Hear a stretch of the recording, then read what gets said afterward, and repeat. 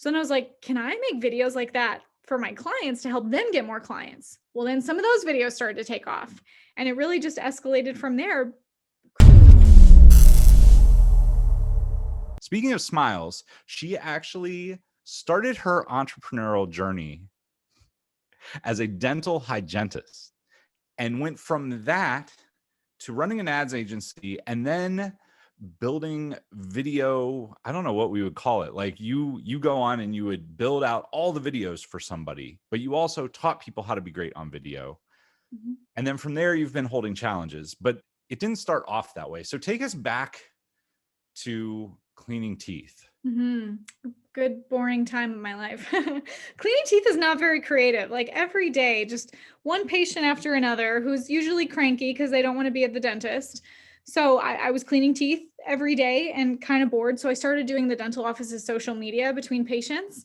And I was kind of good at it because I would just make stories around whatever was happening. Like even our office goldfish became like a series of posts. And our IT guy at the office was like, "Hey, you're good at this. Can I refer you to one of my clients?" Well, next thing I know, he's referred me to all of his clients, and now I suddenly have a business. And I'm like, I didn't know I could actually make money playing on social media. I thought I was playing at the time because I was just making stories. And so I started, learning more about how to do social media and how to do ads and funnels. And I started making videos for myself so that I could get more clients. And some of those videos started to take off. So then I was like, can I make videos like that for my clients to help them get more clients? Well, then some of those videos started to take off, and it really just escalated from there, creating this framework for how to create videos, how to drive them towards front end offers, and then to send them up your value ladder.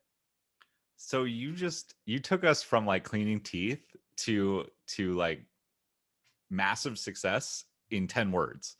I want to break it down just a little bit. So you started making, first off, you're playing on social media. You're having a great time playing on social media and you're like, "Oh, I'm getting paid." How long did you continue working for the dental office after you started running their ads and then running other people's ads? So it was probably the beginning of 2016. And then I started going part-time later in 2016. Like I started reducing my hours at the office. And it was by April of 2017 that I left completely. Okay, that's awesome. That's a good timeline because I Yeah. feel like so many people they hear Gary Vee or they, hear Russell or somebody talking and they're like, "I'm quitting my job. I'm an entrepreneur. I'm doing it." And they get real Go all in, excited. burn the boats. I mean, there can be a lot said for burning the boats, but I think the truth is from the people that I've interviewed that are successful, they get some momentum before they leave their job. Yeah. Whether that's just a couple clients or selling a couple courses or working with one or two customers, they have something going. But I think that kind of flies in the face of traditional wisdom. So thank you for sharing that. Mhm. Once you started making videos for clients and those started taking off, as well as your own videos, were you doing all of it? Were you filming? Were you editing? Were you scripting?